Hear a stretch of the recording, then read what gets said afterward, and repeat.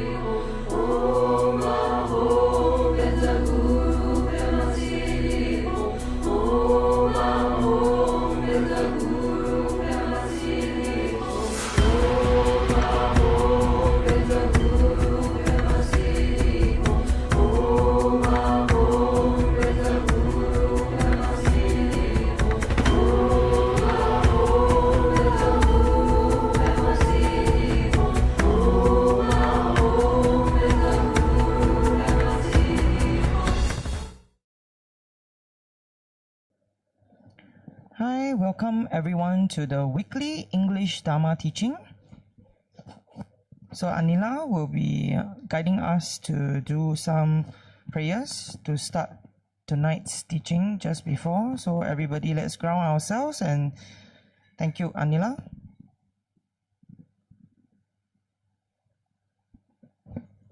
Okay, let's do the prayer together. Om Ahum, Om Ahum, Om Ahum. Om Sambara Sambara Vimana Saramaha Javahum. Om Smara Smara Vimana Saramaha Javahum. Om Sambara Sambara Vimana Saramaha Javahum. Om Smara Smara Vimana Saramaha Javahum. Om Sambara Sambara Vimana Saramaha Javahum. Om Smara Smara Vimana Saramaha Javahum. Om Sambara Sambara Vimana Saramaha Javahum. Om Smara Smara Vimana Saramaha Javahum. Om Sambara Sambara Vimana Saramaha Javahum. Om Smara Smara Vimana Saramaha Javahum. Om Sambara Sambara Vimana Saramaha Javahum. Om Smara Smara Vimana Saramaha Javahum. Om Sambara Sambara Vimana Saramaha Javahum. Om Smara Smara Vimana Saramaha Javahum. I take refuge in the Gurus, I take refuge in the Buddhists, I take refuge in the Dharma, I take refuge in the Sangha. I take refuge in the Gurus, I take refuge in the Buddhists, I take refuge in the Dharma, I take refuge in the Sangha. I take refuge in the Gurus, I take refuge in the Buddhists, I take refuge in the Dharma, I take refuge in the Sangha. To the Buddha, Dharma, and our Sangha, I go for refuge and am enlightened by the merits from listening to the Dharma. May I attain Buddhahood for the sake of benefiting all my sentient beings. To the Buddha, Dharma, and our Sangha, I go for refuge and am enlightened by the merits from listening to the Dharma. May I attain Buddhahood for the sake of benefiting all my sentient beings. To the Buddha, Dharma, and our Sangha, I go for refuge and am enlightened by the merits from listening to the Dharma. May I attain Buddhahood for the sake of benefiting all my sentient beings. In particular, I must achieve enlightenment quickly in order to free all numberless kind mother sentient beings from the unimmeasurable ocean of samsaric sufferings and lead them to peerless full enlightenment. For this purpose, I must listen and thereafter put into practice the teachings of the profound Buddha Dharma. Tayata Shame Shamawati Shamita Shankru Ankre Mankre Varusite Karute Kyore Tezowati Uliyani Wishda Nimani Mana Panaye Kukre Kaka Grase Grasani Omuki Para Muki Amuki Shamitani Sarwa Graha Banda Nane Nikhitra Sarva Para Pawadina Vimuta Mara Pasha Sitabitwa Buddha Mudra Anon Gatita Sawa Mari Putarita Parishide Vigasantu Sarva Mara Kramani. I prostrate the gathering of Dakinis of the three places, coming from the supreme holy sites of space, enjoying, who have the powers of clairvoyance and magical admonition, and regard practitioners as the offspring. Aka Sama Racha Shada Rasa Marayapi.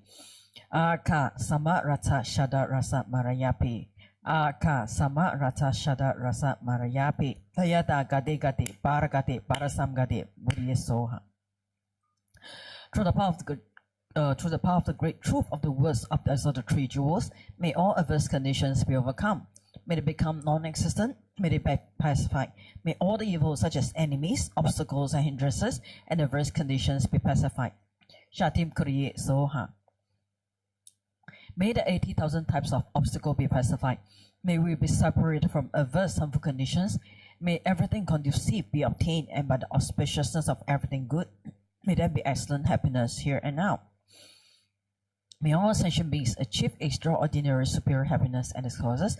May all sentient beings be free from the unbearable sea of suffering and its causes. May all sentient beings never be parted from the bliss of super liberation. May all sentient beings be free of all bias, attachment, and anger to near ones and aversion to others. To accomplish my own and others' aims, I generate altruistic intention to attain enlightenment for the benefit of all sentient beings. To accomplish my own and others' aims, I generate altruistic intention to attain enlightenment for the benefit of all sentient beings. To accomplish my own and others' aims, I generate altruistic intention to attain enlightenment for the benefit of all sentient beings. Reverently, I prostrate my body, speech, and mind, and present clouds of every type of offering, actually offered to mentally transform. I confess all my negative actions accumulated since beginner's time, and rejoice in the virtues of all holy and ordinary beings. Please remain until samsara ends, and turn the wheel of Dharma for sentient beings. I dedicate all the virtues of others and myself to the great enlightenment. The Heart Sutra.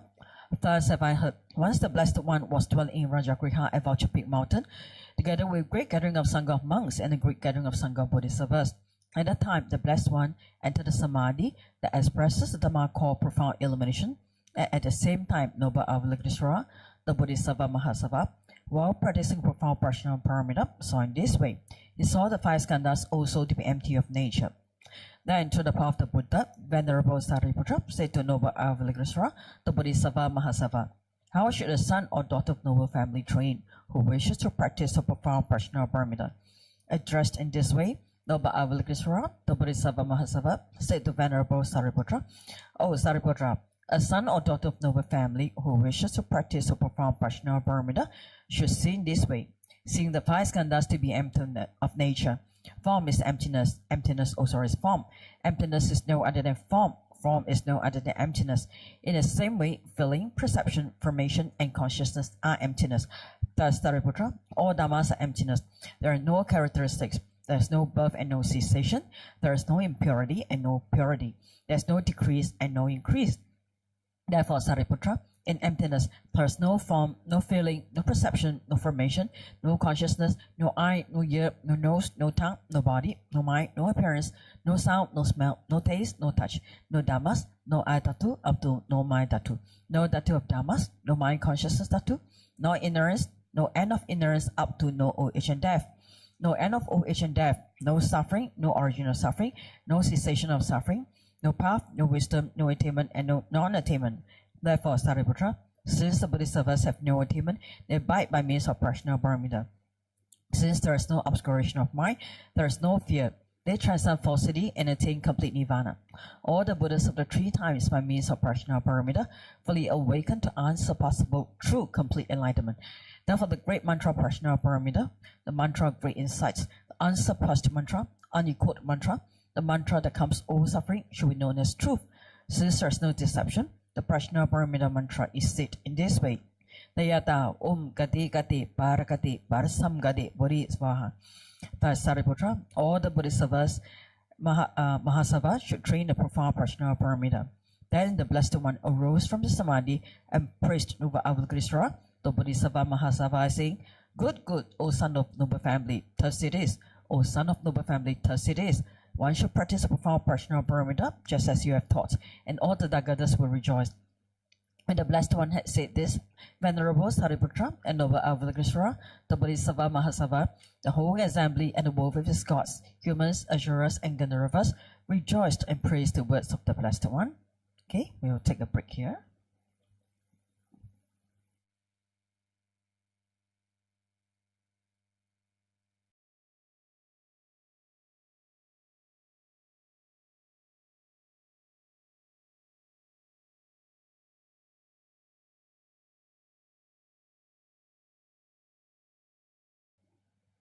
Welcome everyone to this week's English Dharma teaching. So I'm Ile, your friendly Dharma sister, sharing with you some key announcements for tonight. So let's run some through while we await Rinpoche's arrivals. So let's go slow and here we go. So ask Rinpoche. This is the one where if you have any questions to ask Rinpoche, you can scan this QR code and write in your questions. And support our cause by scanning all these QR codes as well. So on the top will be your offering to the gurus. You can actually, while we are awaiting now, you can do all this administrative work together here. So the next one will be for the Dharma Fund as well as the Support Sangha Community Fund. So feel free to scan the QR codes. And of course, if you would like to have updates of our activities and programs, please scan our Telegram QR code to join the information channel. And this is the most important announcement of tonight. Please spend some time listening. So first things first, on Saturday, on the 5th, we will be having auspicious prayers and offerings in Singapore. 10 a.m. there'll be a Nangyama Puja. Please tune in to your Facebook Live. And at 5 p.m. that's the Long Life Guru Puja live on Facebook, and we'll be having special programs all lined up for you throughout this Facebook Live. So do stay with us for the whole program. And this year, really please let us join forces together to contribute to this long life and good health of our Guru. There's programs after programs, and now I'm going to share even more what are the auspicious prayers that is going to be performed in Nepal. There'll be 5,555 butter lamps that will be offered at the holy Bodhanath Stupa. Those who have been to Nepal, you know how magnificent that will be. And also offering of prayer flags, whitewash, Shambhu, and painting of the eyes of the Bodhanath Stupa. So very meritorious things also. And we are doing special Vairocana Puja to be performed at the Shalka Chode Monastery. We are also offering full day meals and tea for all the monks, because the Vairocana Puja is actually a very big scale puja. And also we are offering breakfast and lunch for all the Kopan monks and nuns and Namgyal Jakchuk Choling monks as well. So that's for Sunday celebration. And just to put some highlights to you, you can join us in all these meritorious offerings. So just to introduce to you this very limited set mandala offering is called the Dharma Chakra Mandala offering. So Dharma Chakra actually means the turning of the wheel of Dharma. So by offering this Dharma Chakra Mandala to one's Guru, it signifies the disciple's devotion to request for the Guru to remain for a long time and turn the wheel of Dharma of all beings. So this is really very limited sets. In fact, as we speak, I think we are only left with 3. So, action quickly just to avoid any disappointment.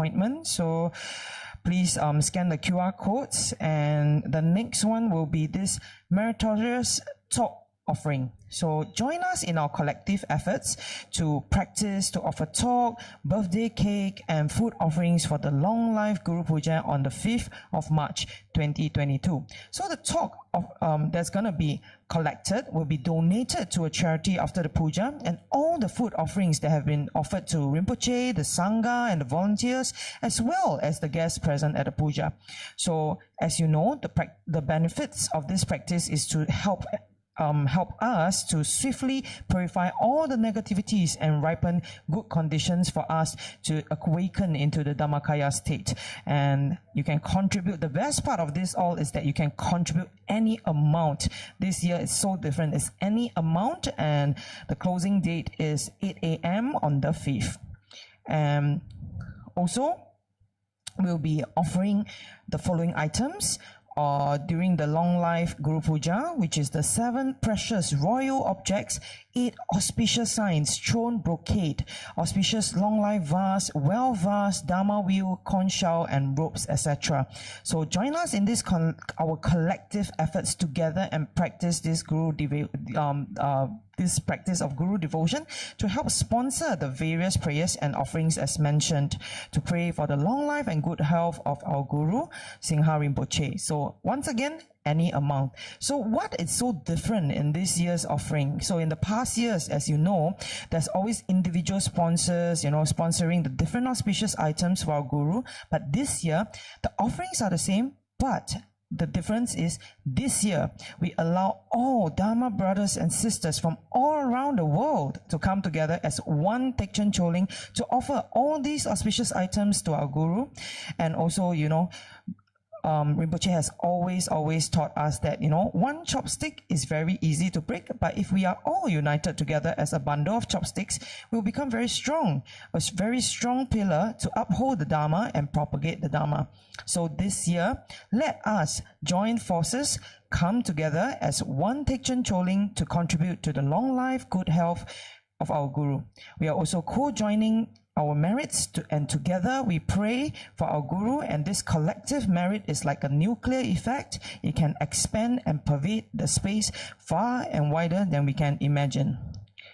So the next highlight of this, weeks of intensive celebrations is that on the 7th of March, we're also doing a Lamo Chundi Fire Puja. So thank you very much for participating in the accumulation of short Lamo Chundi mantra. So please submit your mantra count by tomorrow. Tomorrow is the deadline. As you can see in they have this QR code. Quickly scan it. I mean, for those, you can quickly take a picture on the side and scan it later. So, and as advised by Jado Rinpoche, we'll be also offering a fire puja, Lamo Chundi Fire Puja, on the 7th of March to dedicate for the long life and good health of Singha Rinpoche and all the lineage gurus. So if you would like to contribute to Fire Puja, please select auspicious prayers and offerings via the QR code. And it's that time of the year, very familiar. This is Jing Ze Ri, or the Awakening of Insects Day. It is our yearly tradition in the temple to present offerings and make special requests to Guru Rinpoche to create an auspicious cause for having benefactors in our lives. So one of Guru Rinpoche's special abilities is to transform harm givers into supporters. So prayers to Guru Rinpoche to request for benefactors will commence on 6th of March to 13th of March from 11 a.m. to 7 p.m. daily. So we have prepared special sets of special offerings for you to make your requests. So follow the link, book your time slots, and it's on a first come, first serve basis. Do register early for your preferred time slots. Thank you very much, and let's ground ourselves and prepare for Rinpoche's arrival. And when that happens, you can make your 3 prostrations as well. Thank you.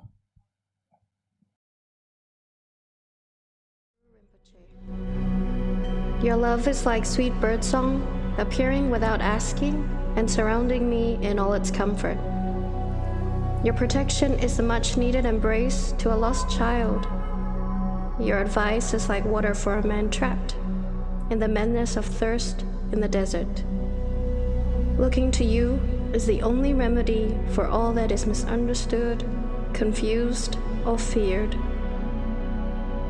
Bathe us all with your love, your protection, your advice, so that we never, ever part from you.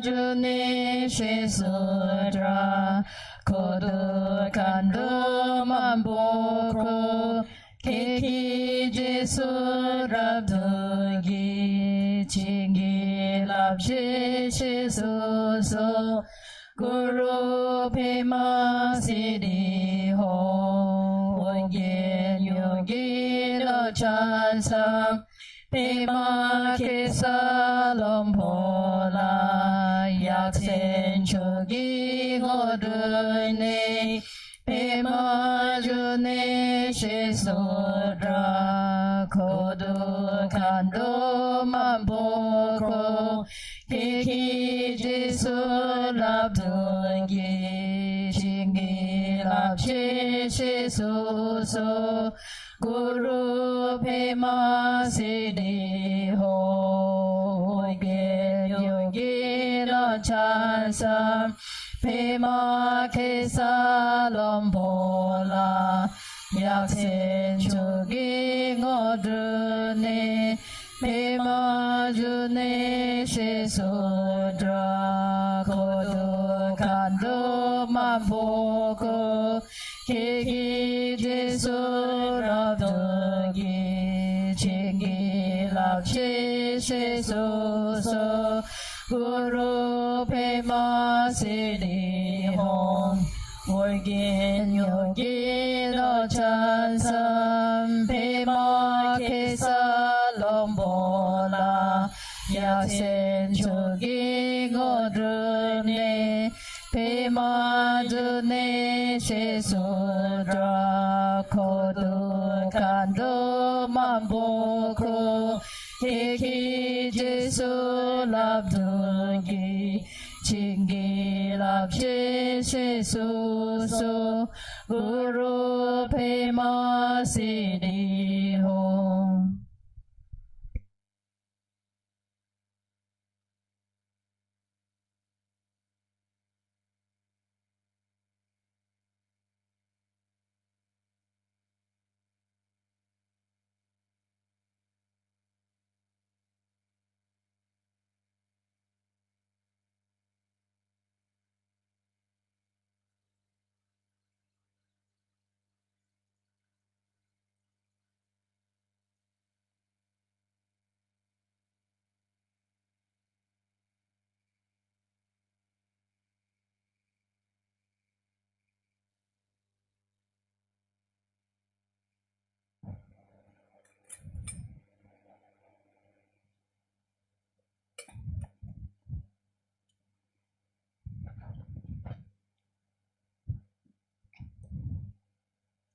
Okay, let's offer mandala for the teachings.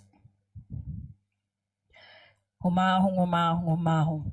Om Beza ground our home. Here's the mighty and powerful base of gold. Om Rajalai our home. The outer ring is encircled with this iron fence. In the center, the king of mountains, Mount Meru. In the east, the continent Purvavidha. In the south, Jambuvipa. In the west, Aparagodaniya. In the north, Uttarakuru. Around the east, the subcontinents Deha and Vidya. Around the south, Chamara and Apachamara. Around the west, Satta and Uttaramantrin. Around the north, the subcontinents Kurava and Kurava. In the east is the treasure mountain. In the south is the wish-granting tree. In the west is the wish-granting cow. In the north is the harvest that needs no cultivation. Here's the precious wheel. Here's the precious jewel. Here's the precious queen, here's the precious minister. Here's the precious elephant, here's the precious and best of horses. Here's the precious general, here's the great treasure vase. Here's the goddess of beauty, here's the goddess of garlands. Here's the goddess of song, here's the goddess of dance. Here's the goddess of flowers, here's the goddess of incense. Here's the goddess of light, here's the goddess of perfume. Here's the sun, here's the moon. Here's the umbrella of all that is precious. Here's the banner of victory in all directions. In the center are all possessions precious to gods and men. This magnificent collection, lacking in nothing, I offer to you, my kind and holy roots Lama, together with you, venerable lineage Lamas, and to you, Lama, compassionate Lama Losam Dowan Doji Chang. Together with the assembly of gods, I offer this pure and beautiful collection to you. In your compassion, accept what I offer for the sake of all beings. Having accepted this to myself and to all beings, please grant your blessings to your great compassion. This ground anointed with perfume, strewn with flowers, adorned with Mount Meru, four continents, sun and moon. I offer in visualizations as pure Buddhas. May all ascension beings thus enjoy this pure land. The objects of my attachment, anger, ignorance, my body, my wealth, and enjoyments, without any sense of loss, I offer this collection. Please accept it with pleasure and bless me with freedom from three poisons.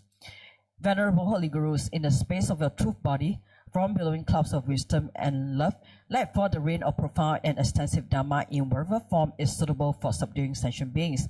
Om Yidam Guru Rana Mandala Kapniya Tayami. Precious Guru, please grant me all realizations of the path, from Guru devotion to the completion of the training, the unified Raja state. Please grant me blessings that my mind will become Dharma, that Dharma will become the path, that hindrances in the path may not occur, that I may cease all wrong conceptions, and receive immediately the two precious Bodhisattvas. Okay, let's all greet Rinpoche. Good evening, Rinpoche, and touch the leg.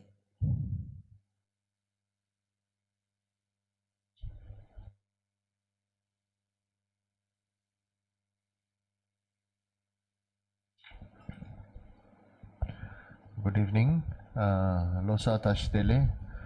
So today is first day of New Year according to Tibetan tradition, and as with Chinese people have Chinese usually not all Chinese, only the Hokkien dialect Chinese, they pray to Sakra Deva Raja on the 8th day of the new year. And so actually,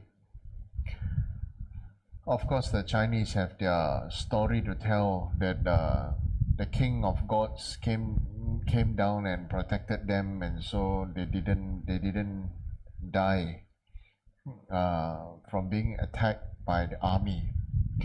But then in the Buddhist view, in the Buddhist side, on the 8th day of Losar to the 15th day are the days where Shakyamuni Buddha manifested miracles. Okay, so the miracle started on the 8th day to the 15th, right? And so on the full moon day of the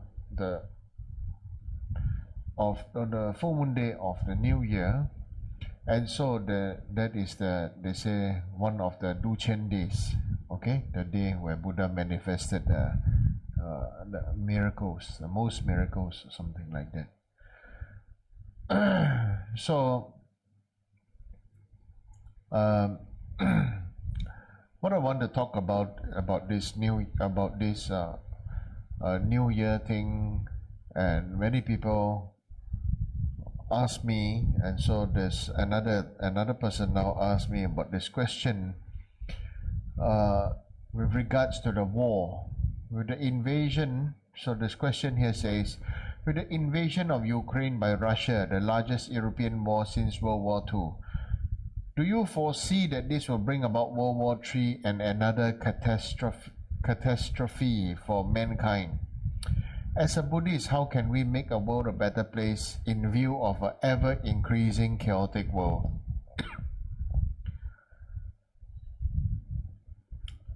So today, this is a real question, right? Authentic question. So you want me to give you a textbook answer or straight from my heart? But you be prepared to feel hurt, okay? Huh? Yeah. First of all, I think human beings are idiots, and also biased. How come only you are worried about World War III because of the European war since World War II? How come we humans have never been worried when there's a war going around in Iran and Iraq and in the Middle East and everything?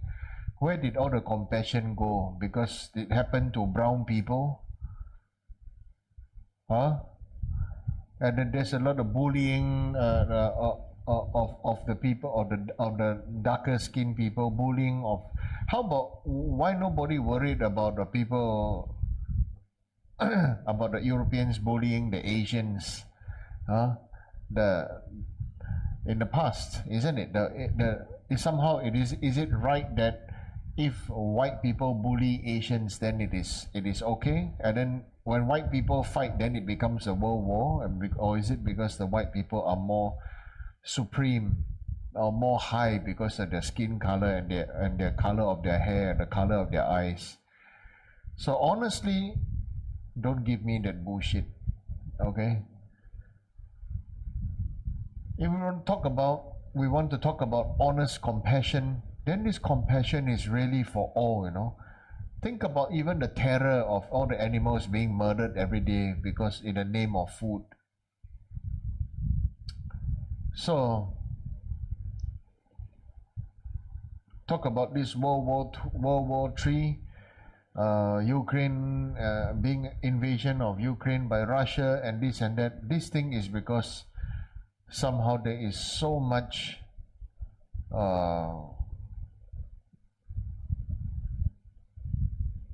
limelight put on it, because it just involves money.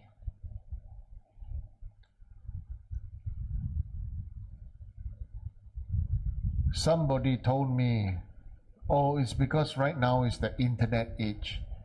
Look, Iraq and Iran war at that time, and all those war recently that is hitting the Middle East on this, the Jewish and the Arab disputes and this and that, and stuff like that. Don't tell me there's no internet then. It's just that I feel we really need to we really need to be doing something within ourselves. Okay? So if there's war, this war is outdated. Right? Like what His Holiness Dalai Lama says, war is outdated. Now is the century of dialogue. Right? So do I foresee this will bring about World War III and another catastrophe for mankind? Before the World War III comes, maybe I think all kinds of diseases and this and that may already kill off so quite a very big number of people. I tell you, before the disease can kill us, you know what will kill us? Our ignorance, our greed and anger will kill each other. So honestly, this is my honest answer, heartfelt answer, right? It cannot be just because there is a war of white people, or suddenly everybody put in a lot of focus on it because it is involves petroleum and crude oil and money.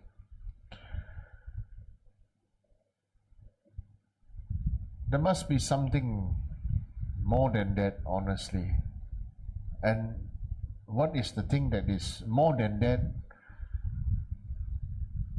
is not of importance for us. Why do I say it's not important for us? Is because for ourselves. The next question here says, as a Buddhist, how can we make the world a better place in view of an ever-increasing chaotic world? I'm sorry, this world has always been chaotic. It's just that we have numbed ourselves to tell ourselves to just enjoy and forget about everything else. When something's uncomfortable pop up, then it brings us to we believe is at a new level or new heights of awareness and wisdom. Actually, it has always been there. We are just too blind or can't be bothered to see. So that's my honest answer. How can we make the world a better place? Apply the teaching of Buddha, because here you know how to say, as a Buddhist, we should apply the teaching of Buddha to ourselves. And what does that application really means? It really means healing ourselves. Healing ourselves by being responsible for ourselves. Being responsible for our body, speech and mind. Most important is mind, because the mind is the driver for everything else that happens. You have to be responsible for our mindset, for what we chose to keep in our hearts that terrorizes us, that traumatizes us. So really, we need to apply and digest what Buddha taught. And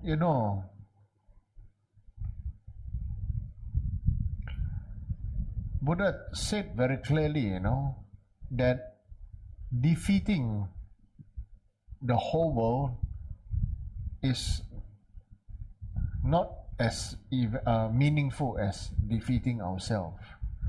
And how can we defeat ourselves?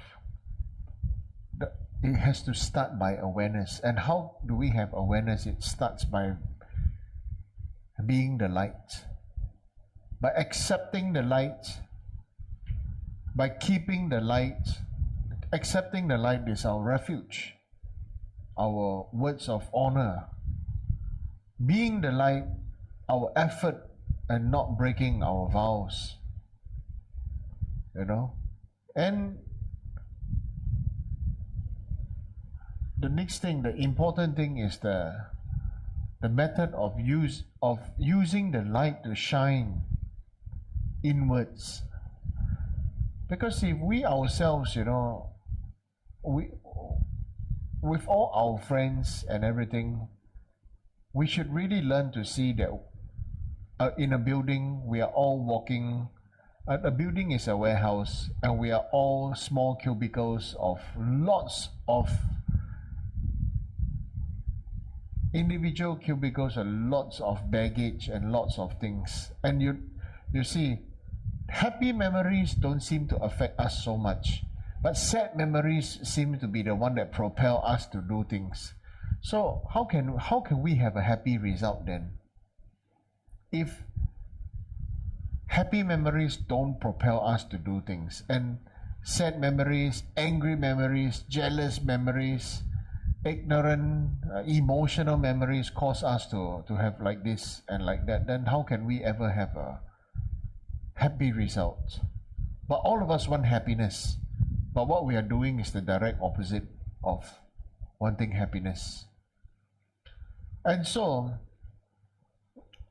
this responsibility really comes from the very fact that we are the ones that really know how much we need to heal, right? Many people say, oh, I want to know my past life.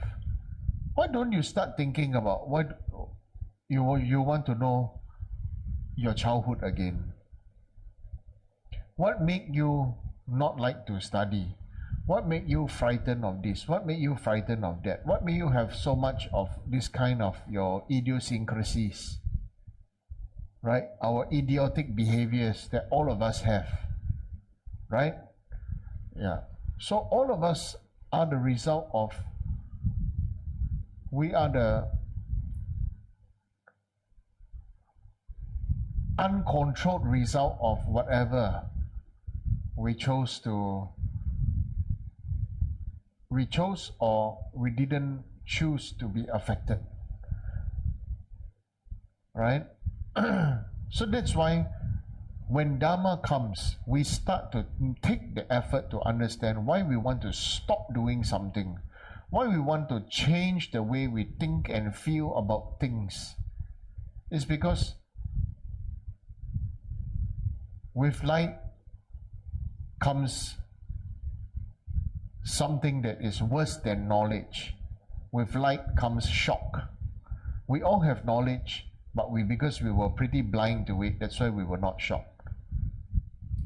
With knowledge and light, and we start to feel shock. And when we start to feel shock, it means it starts to trigger the emotions. And our karma, we can very readily know whether our next life right now going to be a fortunate or unfortunate one. It starts from the way you think and feel right now. What is your habituation when these karmas come about? These habits come about. Some people just like to complain and see the faults of others, right? Some people choose to see, they know this, they do see the fault of others, but they choose to see how much other people have also done, and then they think about a new skillful way or method to work together for a common goal and common purpose that brings about greater benefit. And that is a choice, and all choices are painful. All choices are painful. Everything is about give and take. You want to stay in a better place, that means you're going to have less money, right? Yeah, it's like that. You want to have more money, then you will eat cheaper or more commercially processed foods, right? And then after that, then the choices we make about wanting the freedom of having wealth or having cash, then we think and feel that we are wealthy. But we stupidly go buy branded things and wear and branded things and use. And actually the cost of the branded things are actually not high. They don't have an inherent value. It's just something that will to make you look and feel good, like as though you are there already and that you made it, you know. You know, those people who are really rich, they can't be bothered with these things. The rich and wealthy and the influential are really not bothered about. You don't see super billionaires wear branded things, you realize? They wear simple things. They wear things that are comfortable. They eat things that are healthy or meaning or they find meaning to it. It is a choice. When you want to be wealthy, it means you can start to make decisions. Poor people are the ones that always feel they are powerless and subject themselves to the karmic result of, it's not my choice, I didn't have a choice. But actually we do have a choice, but it's like always we didn't have a choice. Because it was like that, then there was like that, then it was like that, it was like that. So when you say right now we take refuge to the Buddha, Dharma, Sangha, it means we are taking the mind to take back the power to make the choice. For example, choosing that, having the power to choose to be a half-day vegetarian if you cannot be a vegetarian immediately. Having the power to choose to exercise every day for half an hour, even if it's just walking, right?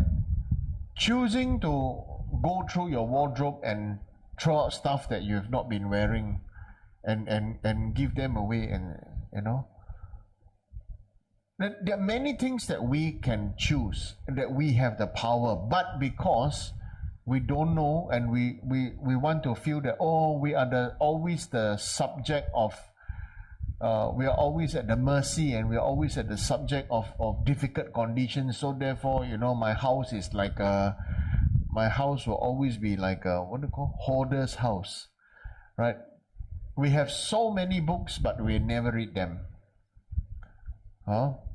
So many kitchen pots and pans, but always still use the same few. Then why even bother buying? Isn't it? Yeah. So some people I know, there's so many clothes, so much clothes, and they still wear the same few, right? So really, it is we have to start to be responsible, and that responsibility comes at a price.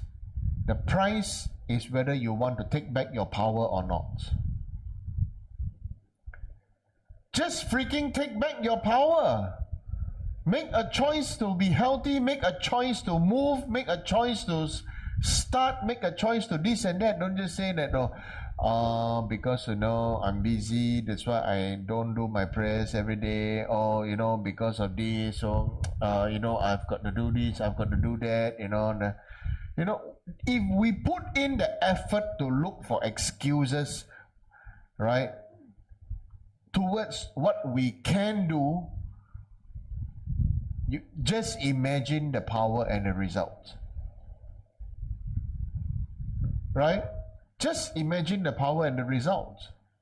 Always say that, oh, you know, beginning this or this, I have to do this and that, or then I oversleep and I this, and so much excuses, right? And then they tell me they are suffering. So when people tell me they are suffering, a lot of excuses, my answer to them usually is just, what the hell? Because you are in hell. You are in the hell of your own excuses, that you have no power, no choice, and it's also, very frankly, your karma that you need to purify, because you're probably born into a family of people that are all the same too. Right? Your brothers and sisters, or your parents, or your people in that condition are probably all the same too. Always looking out for excuses. And so therefore this is called communal karma. Therefore we need to accumulate merit and dedicate for them. Therefore we need to do prayers during like those big festivals, when there's for your ancestors, you know, pujas, and accumulate merit for them, for both the living and the dead. These things all work, provided, now I explain again, you take action, and don't just say, you know, I'm asked to do this puja, so I do this puja, and I'm just having a, you know, let's wait and see attitude and see if the puja works. Your money is so big, your money is to pay the Buddhas and Bodhisattvas to fulfill your ego and see if it works. There's something wrong, you know, something seriously cuckoo bird about this person's thinking, you know. Right? You understand? Okay? So, many people are like that. Oh, I come and pray, and then, you know, then I pray already, then I see if it works, or, you know, this temple, the Buddha more powerful because I pray here, it happened, I pray there, didn't happen. No. It's because you have hearsay that over there more powerful, so you went there, you have more faith. When you have faith, things happen. When you go to a particular temple and just go and see if it works, then it doesn't happen. If it doesn't happen, it won't happen. Nothing will happen. Okay? So you want to make the world a better place? Start with ourselves. Okay? Start with ourselves. Start with being responsible with our action, our thoughts, our decisions. I don't blame that, you know, I cannot lose weight, I cannot this, I cannot that, I cannot gain weight, I cannot lose weight, you know, I don't look good, I don't look ladylike, I don't look macho, or this and that. It's your choice. It's your choice if you want to wear boots and skirt. It's your choice, and then you say that, oh, other people say I look funny, and then you start to feel sad. What's your choice? Because you didn't want to buy a pair of shoes. Because you're calculating the small things, you're always calculating the small things in life. So how can you ever be happy if you're always calculative about the small things in life? You're focused on the small things of life. Right? So that's my honest answer with regards to this question.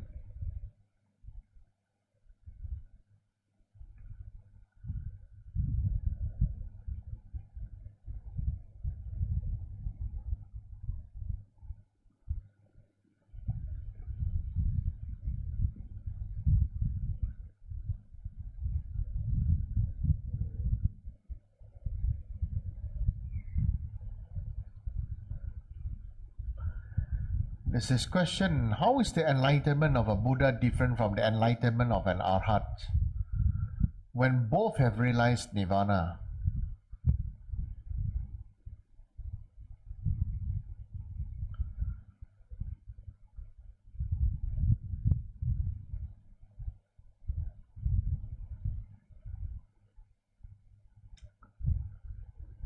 This is a good question, but I'll attempt to answer it in a very simple way then.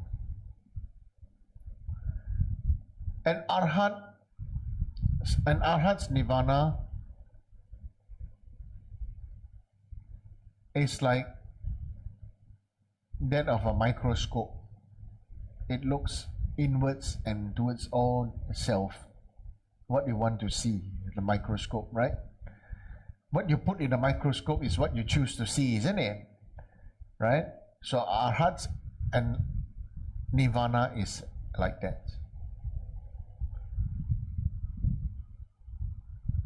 The Buddha's enlightenment on Mahaparinirvana, enlightenment, awakening, is like that of a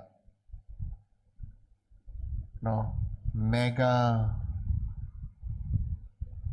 telescope that can see beyond the sun and beyond the universes.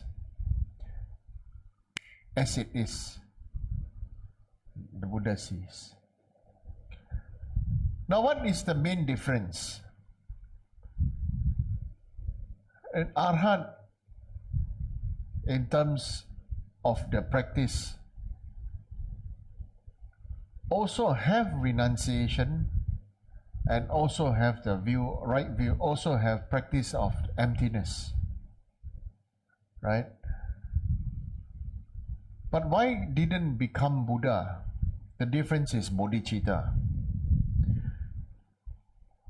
So, when you don't have bodhicitta, what happens?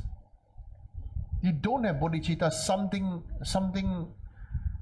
there's something, a lack.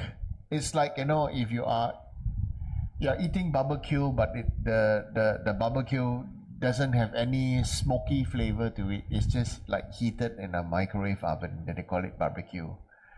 You understand what I mean? Yes, you get it, but there's no oomph. So, the Arhat's awakening is as such. Everything is empty. Everything is clear. I liberate from everything, but I exist. Everything don't truly exist. But now that I'm free, so I'm free. So, but I exist. That's why Arhat, right? I exist. I'm liberated and therefore I exist. Buddha don't have the existence of an I anymore because of this bodhicitta, of this the shepherd-like bodhicitta that he had. Even there are three types of bodhicitta: the king-like bodhicitta, the sea captain-like bodhicitta, and the shepherd-like bodhicitta. Right? The king-like bodhicitta, right, of the people whom, I want to become Buddha first so I can create a pure land, and after that, everybody can come here and enjoy the pure land. Right?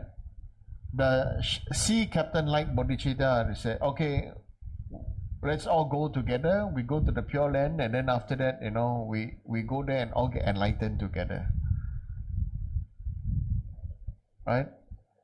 The shepherd-like bodhicitta is like the shepherd is always the last one. Make sure all the sheep go first. Right?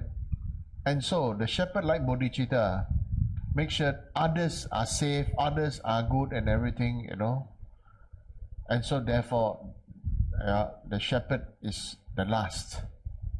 But of these three, which one is the most powerful bodhicitta? Okay? It's the shepherd one. The shepherd-like bodhicitta. Okay? Where everybody go first. Everybody is safe first. Okay? And so, a Buddha's enlightenment, Buddha's Mahaparinirvana, enlightenment, awakening, is based on something that nobody else has. That is responsibility for all beings. Right? We put it in a modern language. Buddha had a responsibility for all beings. That's why he said, I am responsible for the awakening for all sentient beings. Because of that, I do my practice. I renounce. I am responsible. I want to save all beings. And the historical Buddha, right? Gautama Siddhartha, he said, I left the palace because I want to know, why are all human beings so blind to birth, old age, sickness, and death?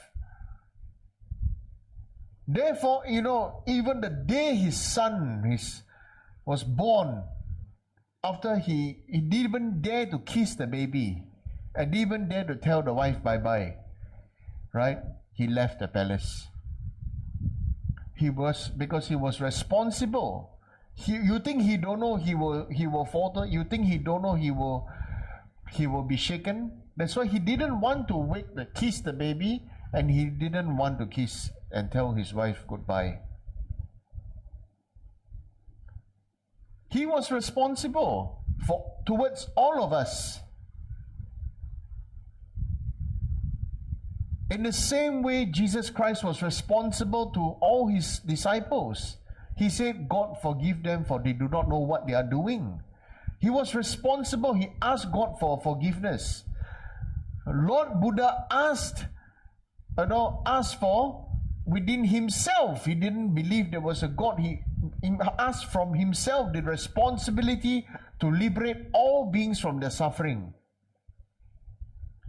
Arhat is, I want to be free from suffering. Everything can go on, but I'm okay. I'm okay. I'm okay? Okay. Right? So the Arhat themselves, okay already. Liberated already. Free already. But the self is still there.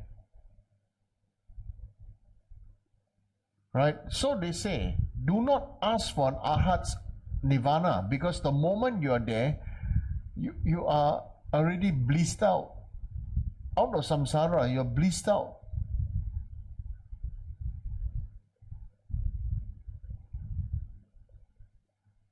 But you forgot about the suffering of all other beings. So the bodhisattva bodhicitta is a great practice.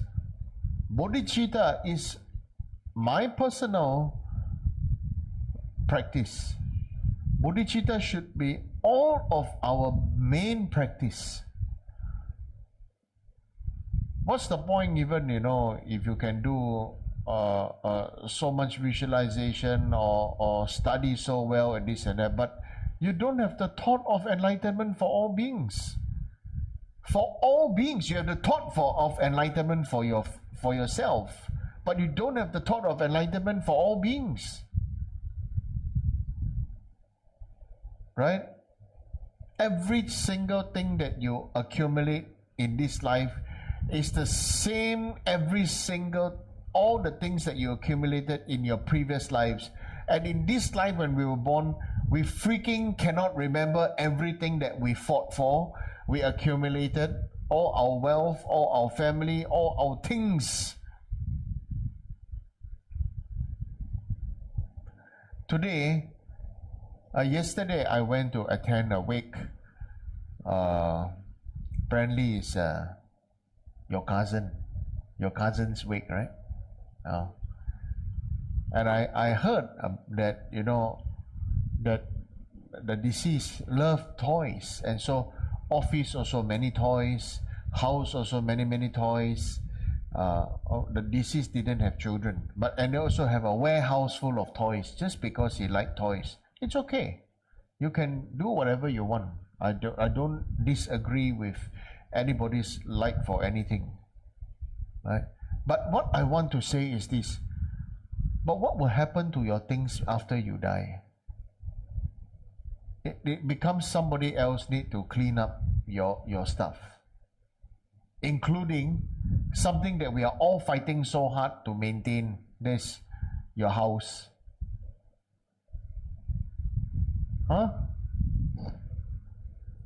Right?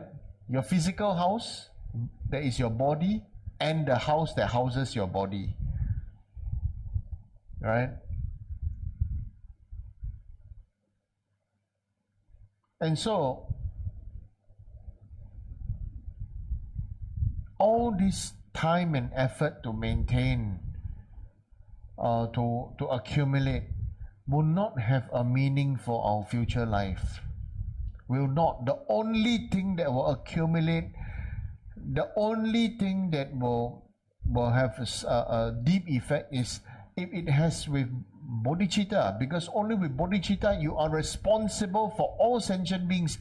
Just imagine that, the amount of innumerable, unbelievable skies and oceans and space of merit that we can accumulate just by maintaining the heart of bodhicitta. And this person is a bodhisattva. And therefore, the actual bodhisattva is unbelievable. Unbelievable heart, unbelievable mind, unbelievable soul, unbelievable being. How do we know if we are small-minded? If we talk about little bit of things and they go, hey, no, I'm not comfortable. Oh, no, I'm not supposed to hear this. Oh, we cannot say like that. Oh, we cannot eat this thing. Oh, we cannot do that thing. Go and die lah. Seriously, go and die. Right? If you don't die, if you don't die, you don't have a thought that you have a new life. I'm not asking you to commit suicide. I'm telling you to let your identity die. Stop believing that you are who you are. Stop. If you're a woman, stop believing that you're a woman. If you're a man, stop believing that you are a man. Go beyond human. Be divine. Stop being so obsessed with your human existence and your current name, fame, honor, your race, your whatever, your wealth, right? If this life we are born and you cannot remember anything, then just imagine that everything that you have fought for is useless. Then we look at the stories of the great incarnations, right? Incarnation of the great bodhisattvas, right? You see, when the bodhisattvas come back and they talk about the young child, the memory, they don't talk about their things and this and that. No, they always talk about the activities of Buddhas and bodhisattvas and how much the things that the previous predecessor was doing, this and that. And it's always about the mind of other sentient beings. Never about themselves, their name, fame, honor. I am this, I am that, you must prostrate to me, I am that. No, they don't have these thoughts. It's always about treasuring and honoring and helping others, right? So sometimes, when we don't feel that other people don't respect, when we feel that other people don't respect us, it is because we don't honor others. We always want other people to respect us, respect our wish, respect our this and that. But have we honored others? Have we even been graceful to accept or honoring by others? When other people appreciate you, did you gracefully accept, or are you still so, as in the Bodhisattva vows stated very clearly, you don't accept other people's apology, right? So I'm just turning it the other way around to say, have you been a graceful person? Have you accepted? Have you grown greater than what you were there and then?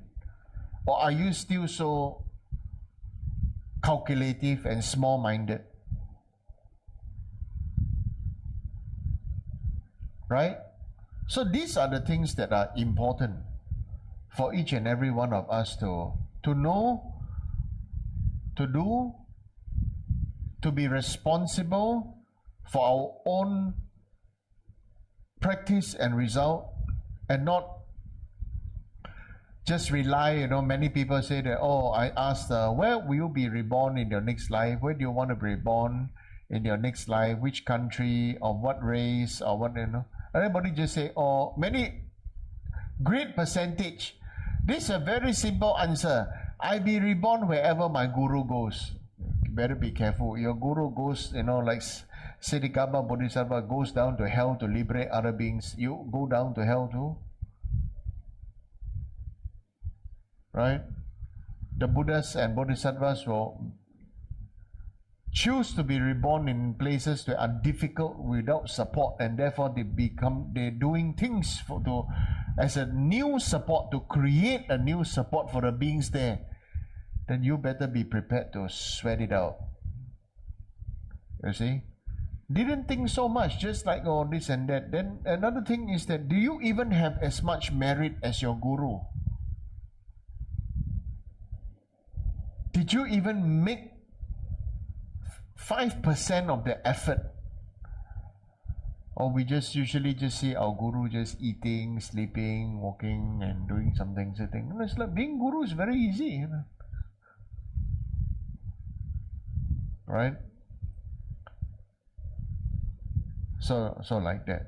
That's the next question. How does a bodhisattva remain in samsara when they have gotten rid of their fetters that cause the next life? I think I answered this question already, right? In my earlier answers. How does a bodhisattva remain in samsara? Because the bodhisattva is responsible and he chooses to stay on. It's not a subject of his own karma. Right? It's like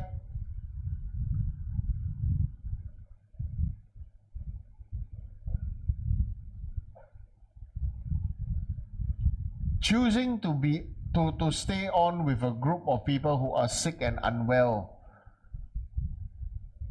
to give them moral support, to help them, to help them, to teach them, to support them, but actually he himself fully recover and can leave. He's choosing to remain there because he feels that he is responsible for his own welfare and the welfare of others. If everybody just leave, what's going to happen to the rest? Right? Yeah. So is the person only able to become a Buddha during the time where Dharma is forgotten? No, anybody can become a Buddha when if we practice well enough, and when the time for us to pass away in this life during the bardo, we can become a Buddha. Every single one of us can. And over here they say, when the Dharma is forgotten, yes, because when things are difficult, the first thing that we forget are our refuge. For many people, first thing they forget is refuge, and first thing they forget is their prayers. Most important, they go to money. So that's why there are many people who, even after they die, they become ghosts and spirit and ask for money, not ask for refuge. So you see, Guru, Zambala is holding wish-fulfilling jewel. Wish-fulfilling jewel is to fulfill our heart and soul. Even refuge jewel is jewel, means fulfilling our heart and mind. I'm choosing to use the word heart, mind and soul. Because money is not everything. To me, money is corruption.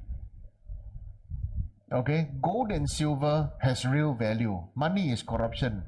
Money is based on how much people want to print, and you do not know if it is backed up by real gold and silver or not, right? It is promised to pay on this piece of paper. That's why I always ask people, is plastic more valuable or metal more valuable? Right? So is a 50-cent coin more valuable than a piece of plastic? The fact is true. Coin, it needs to be minted out from the stone, and then after that they have been purified, they mix into an alloy, then after that they can have to be smelted down and pressed into coins, right? So does it have more value? But plastic, is easily just commercially bought, and then after that they just print it, and so therefore your $100 bill, which is plastic, versus a 50-cent coin, which one actually has more value in terms of its actual physical product? Metal has more value than plastic, right? Okay, but because of a mental note that this colored plastic or colored paper has more value, because it promised to pay the value of this. And if that's the case, then why different country have different, their paper money or plastic money have different value? So when I say corruption, it is the corruption of the mind and the corruption of people who thinks and feel about how the logic of economy should and must be. Okay? I've done my own listening, and so much ups and downs in the stock market these days, right? Right? And it's like as though it is a big thing because Russia invaded Ukraine, right? And then it seems like, Russia has like a big impact on the world economy, right? Actually, Russia, I was listening to the news and everything. Russia's impact on the economy is only 1.7%. What? It's 1.7%. Yeah. But and so what is causing the big wave what is causing the big wave is again the human mind. Everybody wants to take an opportunity to make money and to eat other people's money. Right? So gold and silver is real money, and the paper is paper money. Real wealth versus paper money. That's maybe like I said. So gold and silver, use these things to, build the body, speech and mind of Buddha Dhamma Sangha. I feel it's more valuable beyond its value as gold and silver and paper money. Right? Okay? Giving medical help and supply and giving food and everything is and giving teaching to upgrade the level of people's hearts and mind is beyond the value of money. Right? Okay? So this is my heartfelt answer. Yeah. Why I say honest answer is because quite many of time I give these honest answers. Yeah, because I have to tweak the answer that's suitable for your ears. All right. So that's dishonest. Yeah, because if I give everything 100% honesty, then it's not very skillful. Yeah. Rinpoche, recently there is a shocking news on the sudden passing of a young Lama, Dujong Rinpoche. And we would like to know why would a young great Lama choose to leave the world and not stay a long life to teach the people in this degenerate time. Thank you.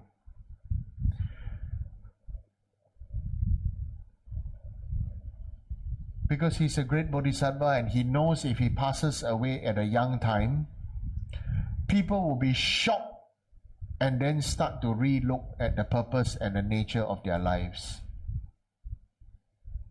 That is called a real great Bodhisattva that knows what and when to do. Just look at this 2021, how many high lamas, even Chan Master Thich Nhat Hanh also passed away, right?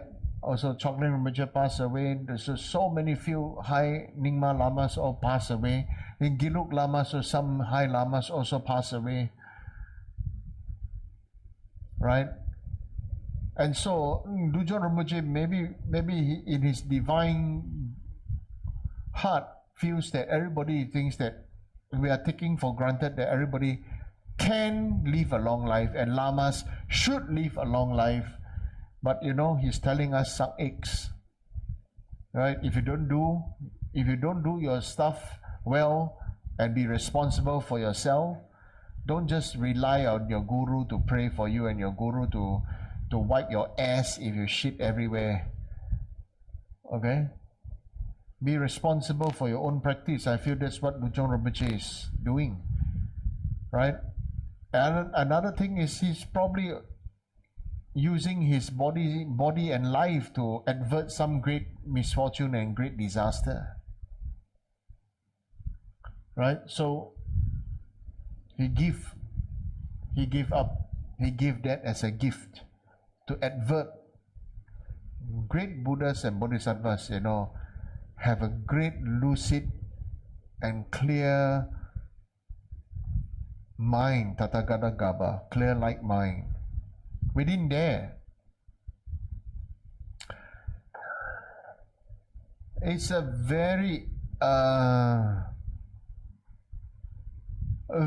important right now. Then I give you permission to start to transform your body in your dreams. So right now, maybe let's take Ile, right? If Ile in a dream, Ile looks like Ile, right? But tonight onwards, whenever you are in a dream, you know that you are in a dream. I want you to start to transform yourself into Tara. You see? Transform yourself. You in the dream, because you know you're in a dream. You transform Om Sabhava Shuddha Savadama Sabhava Shuddha Ham. You snap. Then you, and then from there, then you know your sadhana, the lotus and the whatever, the seed syllable. Then from there, in your lucid mind, in the dream is a lucid mind, everything can change. So everything can transform. So do that only if you have received tantric initiation. Do your transformations, your mega transformations in your dreams.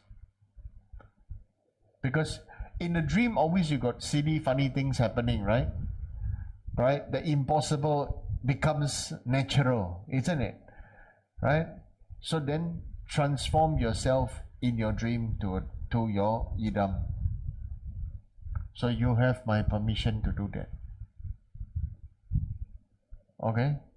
Don't keep on staying as yourself. That is so outdated. It's so outdated. In so many lifetimes, you have always believed that you are self and you are so real and you're so everything. And then the moment you're born, you forget everything already. Next life, you want to start over again. Imagine, this life you struggled in school, right? Imagine next life, when you come back, you go to school again, you can remember everything. You just take the book and then just, okay, exam, everything, 100, 100, 100, 100. Right? The other people say, oh, power of Buddhism. Oh, next life, look good, feel good, act good, everything. You'll be a leader, leader in whatever you do. Right? Like this, many Tulkus and the Rinpoches, actually they already manifested that, just that we are too blind to see. They're too blind to realize all these things. Right? Okay? So yeah, that's what I have to say about these questions. Any other question? Online? Anybody have any other questions online? No? Okay, then today is first day Losa, so then please light many butter lamps these 15 days, accumulate merit, because so many people say, I'm not Tibetan, why should I follow Tibetan New Year? Okay, you want to know what's the answer? You want to know the answer? You want to know the real, why my answer? Because if my guru is doing on this day, and I always pray, I don't know how my guru pray, but I pray my prayer be like my guru. So on this 15th day, my guru is doing everything like that, I also do lah. Correct or not? Rather than my guru Tibetan. I'm not Tibetan. I don't need to follow Tibetan. I'm Chinese. I'm Mongolian. I'm Bhutanese. Right? Then, fail. Correct? Right? You want to pray, all pray together lah. Right? So if my gurus are all praying, I pray when my gurus are praying. That's it, man. Correct? No. Imagine my guru, he pray. It's so unbelievably powerful. So when he pray and I pray, of course I want to connect with my guru's prayers. Right? Okay? Maybe tomorrow then I'll explain a little bit about tantric meditation. Okay, and how we can have a breakthrough on that. Okay? So thank you. Rinpoche, I have a question. you mentioned that we should be take responsible and take actions, right? The one of the teachings you also mentioned we need to be responsible for all beings. There was this discussion is how then we would not fall into this self-blaming. You know, we say that, oh, you know, we self-blaming are usually ego. It is self-blaming and everything. It is either, it is also, many people say that, oh, they're very poor thing. No, sorry, self-blaming is also big ego. Okay, oh, because I blame myself, oh, this and that, you know. Yeah, it's a big ego, very drama. What's there to blame when actually, you know, you are also training and on the path to be responsible for the enlightenment for all sentient beings? We are responsible for the enlightenment for all sentient beings. Do you really feel in reality you can really be responsible for the actions of other sentient beings? No. Better you be responsible for yourself, and you have this responsibility in your body, speech and mind, in your prayer, and then your personality and your character will evolve, and everybody will respond and react to you differently. And not a matter of, oh, because that person like that, oh, I'm so lousy, oh, I'm this and that. No, sometimes I really just want to let them eat chili. Yeah.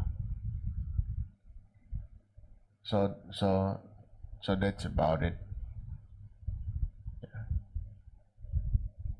Sorry, I'm not nice. Yeah. I remember I let some people eat some orange chili from India in Orange County, because it's Orange County in India, and then that orange chili. So I said, orange, there's like candy, it's not spicy. So yeah, anyway. Rinpoche, there's another question for online. Good evening, Rinpoche. Seek your advice. Where did emotions come from, and how can we free from it? Thank you. Emotions, where they come from? They come from yourself. How to be free from it? Be free from yourself. You are the master of your own emotion. You are the master of your own character. You are the person who decide how you want to be and how you want to behave and how you want to respond or how you want to react. So don't blame other people, and thank you for asking me this, okay? But you don't use these answers to judge others. Use it to measure yourself against your old self. Okay, any other questions? No?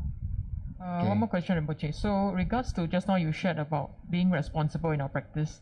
So how should the student observe oneself to know that how can we toe the line that you don't fall between being knowing how to be responsible versus kind of like too belittling yourself?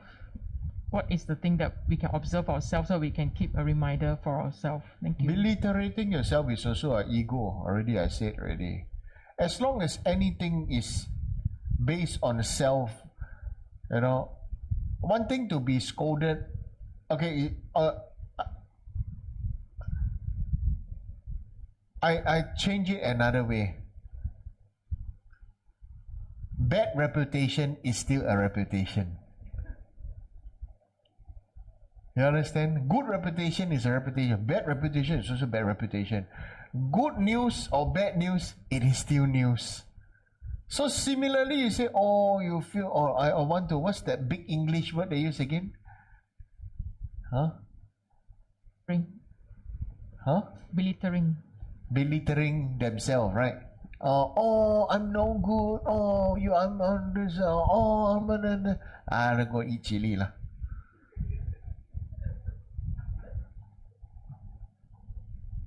Okay. Why say eat chili? You know why?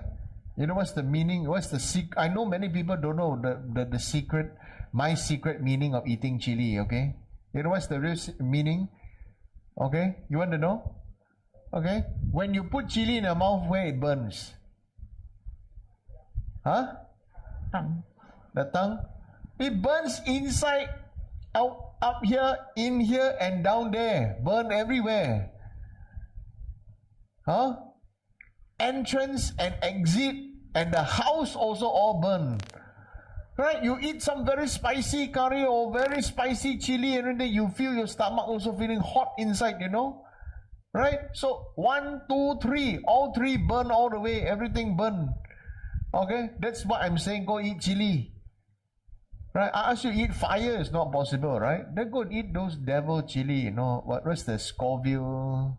Is it the Scoville? There's huh? Yeah, the Scoville skill or something like that. The skill. The scale, yes. There's a scale of how spicy the chili is, right? Yeah, just go and grow some of those devil chilies and then eat, no? Every time you start to feel like wanting to get attention or feel like being a nonsense to everybody, eat one chili first. And that's very good blessing. Yeah. Any other question? Yes, Rinpoche, I have a question. So one night, I woke up suddenly, very angry. So what happened just before that was I got very angry at my student. So angry I wanted to kick his chair. Then after I suddenly woke up, then I was breathing very hard and my heart was racing and I really felt this intense anger. So I quickly recited Vajrasattva because there was just so much anger. But then I don't even know what's the cause and it just came all of a sudden. And it's not like he irritated me before that, but it just happened. So like, is there something that when such things happen, when such emotion arise, like what can we do to, or how can we understand it better so that you can clearly understand it? You have to understand it by using the method that say you got very angry at your student, right? So then you have to go and think about when you were very young, who treated you like that you were very angry, that you were very helpless, or who was very angry and you felt very helpless, and then after that, because you felt so helpless because that person is so angry, then you thought that the way is to become angry like them. So it's the same thing, you know, like just now what I say.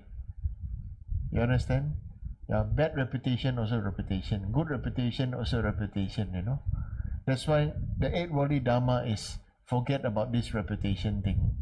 Feel from our heart and soul. Right? Then once you experience it, you go and think about your childhood. What triggered you in the childhood? What made you so powerless? Who took away your power? Or why did you give your power away? You understand? Your power is that power to overcome samsara. Okay? Then if you feel sad at that time, then if you cry, then cry. But you know, it's like you have to release that energy at the time, you know. Then after that, you finish crying, or you can visualize that, you know, or you think of that child that is yourself, or that child, hug that child, then you know, I say be the light, right? Then you send light to your own younger self and to that child that you are very angry about. Okay? And then offer them in the inner mandala, offer them to Buddha. Okay? Okay?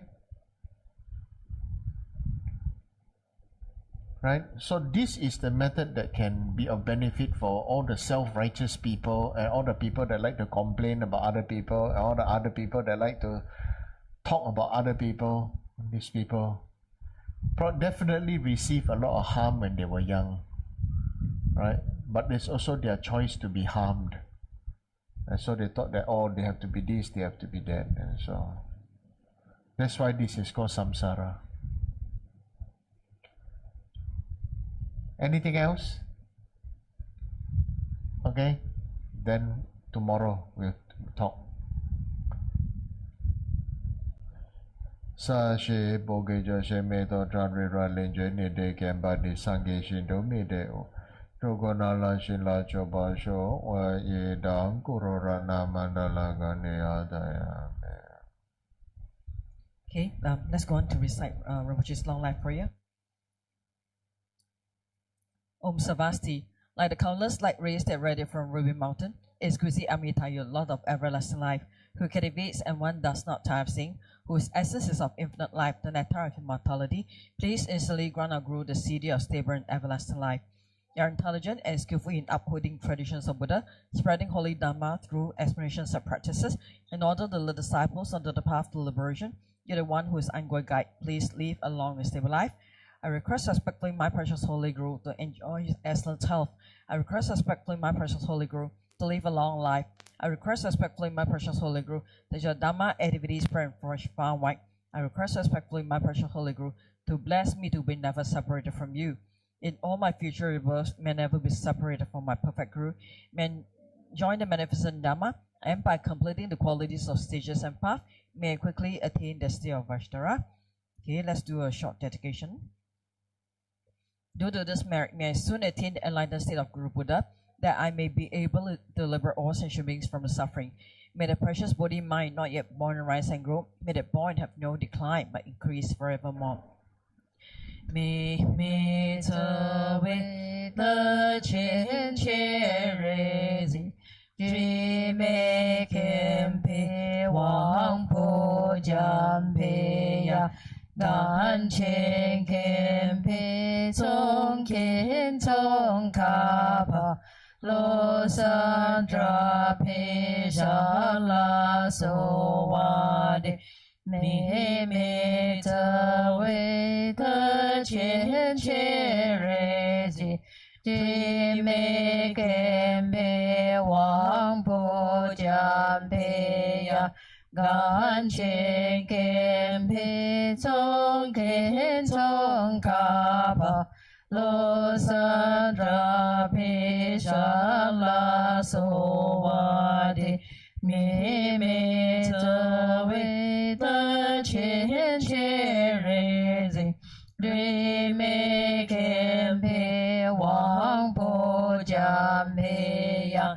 Gan Chen Ken Pei Song Ka Lo San Dra Pei Sha La So Wa De. Okay, thank you Rinpoche for the teachings.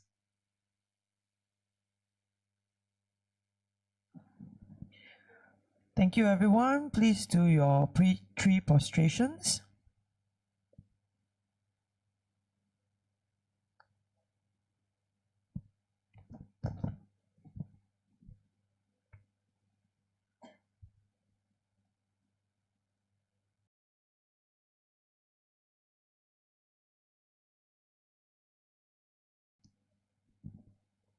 Thank you everyone for joining for teachings. For the first announcement will be the Ask Rinpoche for QR code for you to scan, so that if you have any questions, feel free to write them in and support our cause by scanning one of these QR codes. The first one is to make offerings to the Guru, followed by the Dharma Fund, as well as the Support Sangha Community Fund.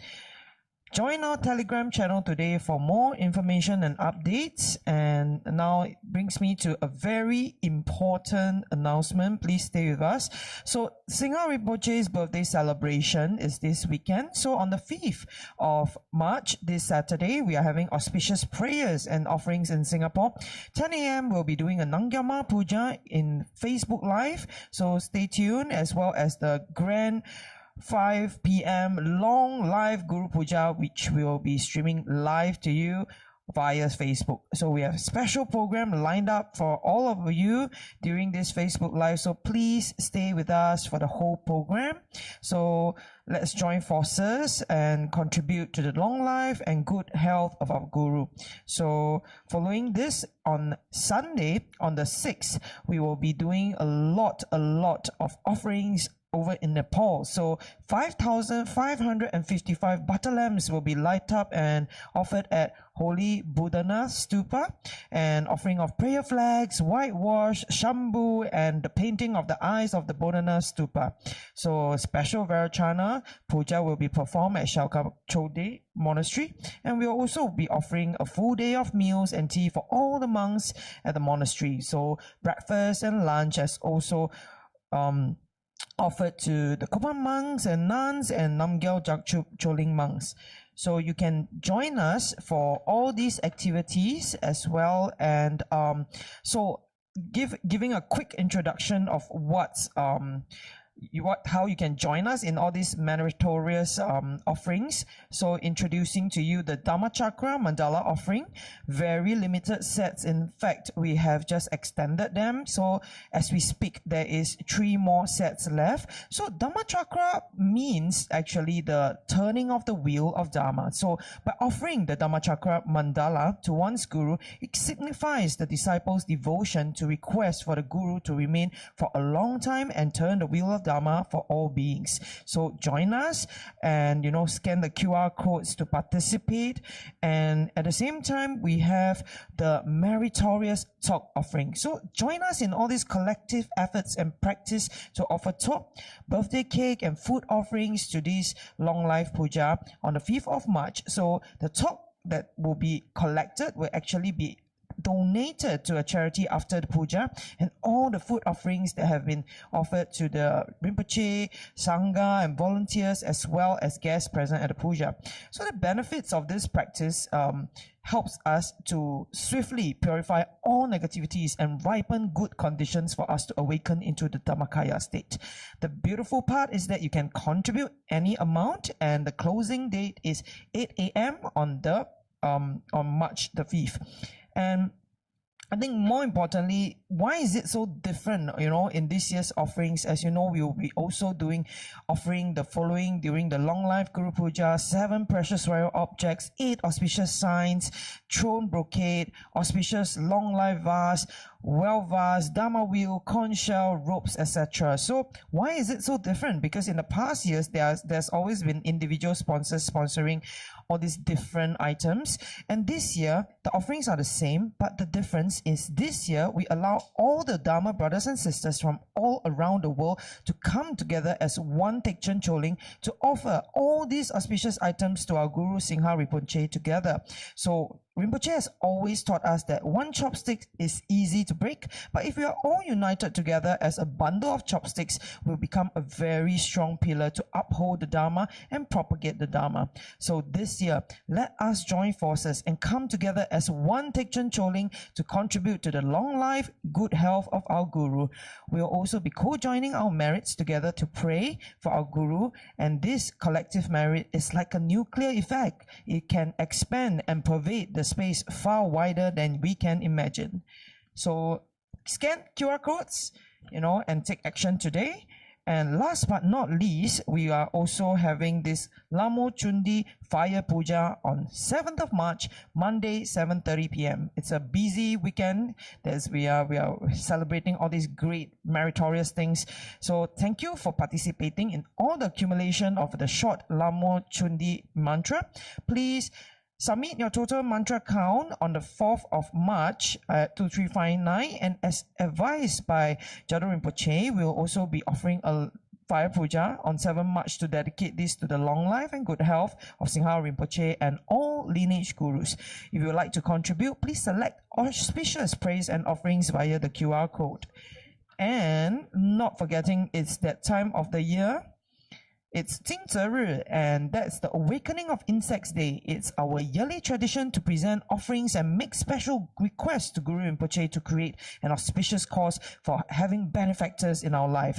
One of Guru Rinpoche's special abilities is to transform harm givers into supporters.